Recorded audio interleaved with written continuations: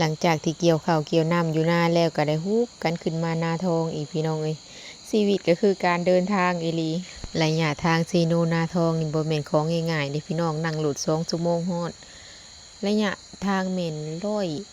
ปลายกิโลอ่อนๆนี่ล่ะตอนนี้ก็ฮอดทางแหวกค่ะแล้วพี่น้องแหวกเข้าไปก็ประมาณ 4-5 กิโลเลยเนี่ยก็ฮอดบอนอยู่แล้วมาฮอดเขตนี้อากาศดีพี่น้อง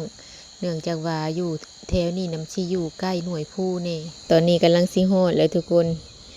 สิ่งที่อยากพบอยากเห็นตอนทำอิฐก็คือมิบางคนว่ามิเป็นไผมิก็คือหมาของข่อยเลยพี่น้องป้าเมื่อบ้านทิศหนึ่งแล้วคิดฮอดใช่มิเฮาเด้จะเบิ่งเด้อว่าตัวใดสิเล่นหับเด้อมิรอรุ่นเด้อว่าสิอยู่เฮือนหรือบ่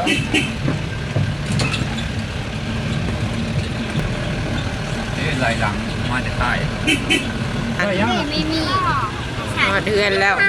ถ้าเบิ่งว่าตัวใดสิมาหับบัดนี้เอาได้หับโอ้บัดนี้พุ่นน่ะ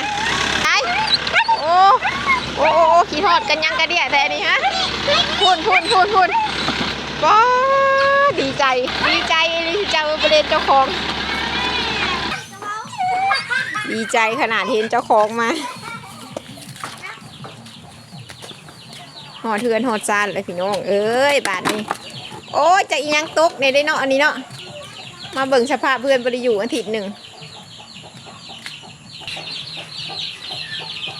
สภาพเพื่อนก็คือสิมีแต่แบ่และนอน